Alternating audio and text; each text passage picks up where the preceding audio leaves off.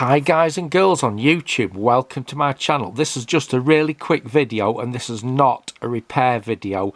This is a disassembly tutorial on this Leek stereo 130 amplifier, and I'll tell you the reason I'm making this video. I repaired one of these about 6 months ago and I had a right job taking it to bits. It took me ages to figure out how to take it to bits. And in that 6 months, I've got another one in for repair now. In that 6 months time, I've forgotten how you do it. So I thought, right, I'll make a video, I'll put it on YouTube, and then next time I got one in for repair, I don't need to mess about. I'll just look up the video. Like I say, it's a Leek Stereo 130. It appears to be a Chinese copy of the original Stereo 30. Now, I presume somebody's bought the rights to use the Leek name. But it appears to be a cheap copy of this 1960s Leek. Now, if you turn this one around, on the back, it looks like you just undo that wing nut and it all slides out. Now, I can't say for certain, but I think the idea with that is you could have a metal case or you could have an optional extra of a wood case. And that's why that's so easy to disassemble. We'll take a look at this in a minute, actually. Just take a look inside it and see the difference in technology. Now, I don't know if this is true, but somebody said that this wooden case here, this is also an optional extra, and you can get it in a metal case like that. But I don't know, I'll let you decide anyway. So what I've done, we turn it round the back. I've undone all these screws here, and it won't move forwards and it won't move backwards. Underneath there's these rubber feet. You pull out this insert here and that reveals a screw, so there's 4 of them to take out. I've also taken a plastic panel which is there off the bottom, so I can look if there's anything in there. But if you look at that, it just moves a bit and then it stops. Let's swap to the other hand. No, it will not go forwards or backwards. I don't know whether it comes out the back or it comes out the front.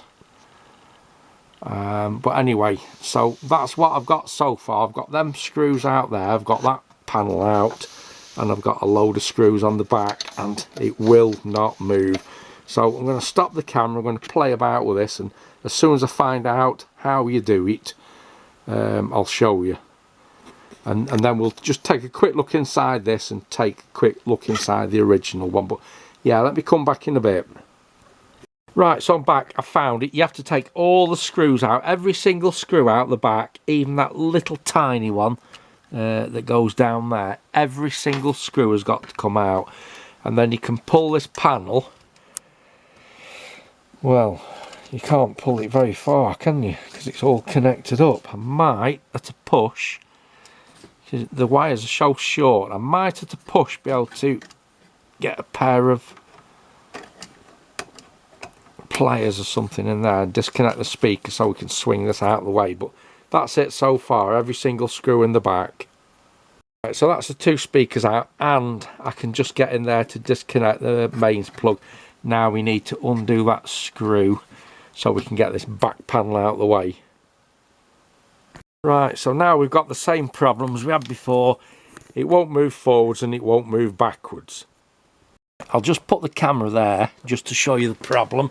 So if you put your hand on there,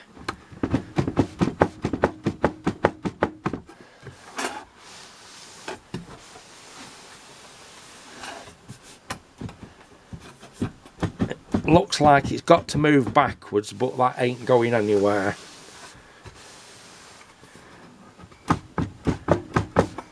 And under there doesn't seem to be anything in there holding it in either. It's definitely not, definitely don't take that out, because there's nuts and bolts holding that in there, and you never get your hands in there to do the back ones. So Right, I'll stop the camera, we'll come back again in a bit. Right, I've made a bit more progress. It's moved out the front, but it won't go any further than that. So do we push it out? No, there's a ridge in here, so I don't think it pushes back. It must come forwards, because that won't go back. It'll catch on that ridge. So somehow this has got to come forwards. Right, let's look in a minute. Right, so I've got a bit more light on it. I can see the problem now. When this chassis pushes forwards, it hits on that nut. If I push it forwards, you'll see. There. That nut stops it from coming out. Right, okay, so I could get at that nut with a push. It's not particularly easy, but I've just noticed there's a screw there and there's a screw there on that chassis rail it's catching on. Let's undo them. I'm sure, I'm thinking now, this is what I did last time. I undid this bit and it's like a Torx, so let me get a Torx driver in there and get that undone. Right, that's it. So that bar drops out into there.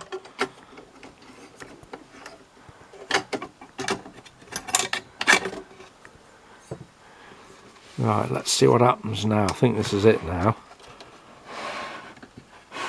Yes, that's it. That's it. That's the wooden case off, so we probably didn't need to take that panel out underneath. But there you go. That is the case off. That's how you do it. Right, okay, so that's my reference for next time. Next time I get stuck, I'll just look that video up. But while we're here, we might as well just have a quick look inside, just for the hell of it.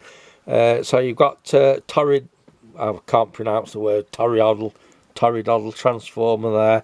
Let's just call it a round one.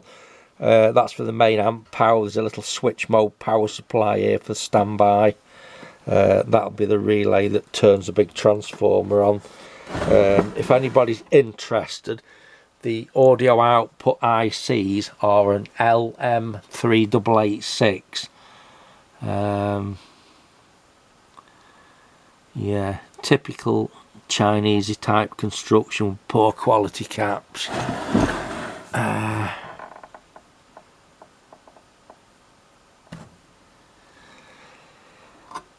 Yeah, so there you go. So just for the hell of it now, let's look in the original 1960s one.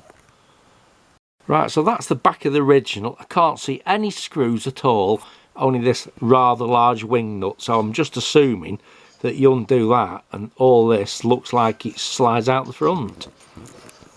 Actually, look at the size of that. I'm still turning, it's still not out yet. We'll come back in a second. Right, there you go. Look at that. What a work of art that is in there. What the output transistors? AD140s. Didn't they use them in a car radio in a single-handed Class A configuration? Yeah, beautiful construction. That, in fact, all that back panel there looks like that's been put together before them caps have gone in, because if you look at there, that back panel doesn't come off. It's all one piece, this. So there's quite a lot of intricate work behind them caps, but look at that.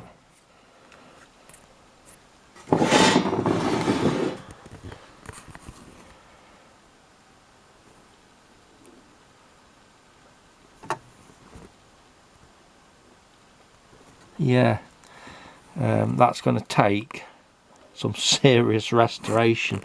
What's that, an AC127 there? TR, that one is it?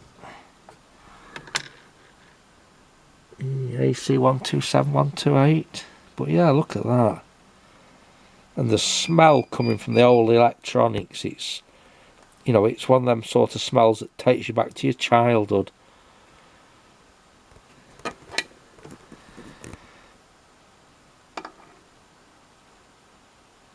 And I'm sure I saw this in the back of Practical Wireless, and I think in 1965 would this have been about £56, which is probably a small fortune back then. In fact, there's something wrote on the side there. Let me just stop the camera and have a look. Yeah, it actually looks like it's been signed by the person who made it. Look, let's get so what will that be? Probably a serial number and 27th 1965. I reckon that's the signature of the man who put this together.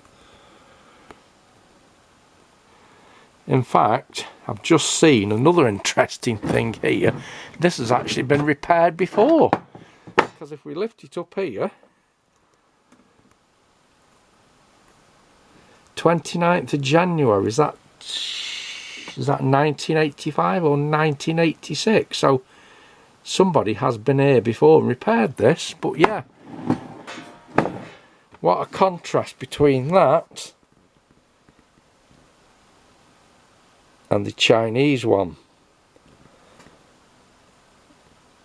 Right, alright guys and girls on YouTube, I'll have to leave it now because I've got to carry on with the repair on this one. Many thanks for watching, and this is now my reference video for next time I get one of these in for repair, because I don't know if you've noticed these days, you can spend more time actually trying to get something to bits than you can actually doing the repair. And I had the same problem with this JVC party speaker. I undid all the screws, I could not get the thing out. I spent ages looking, and then I realised that down there's a rubber strip and there's 2 or 3 hidden screws under that strip. So yeah, there we go. I'll catch you in the next video. Many thanks. Goodbye.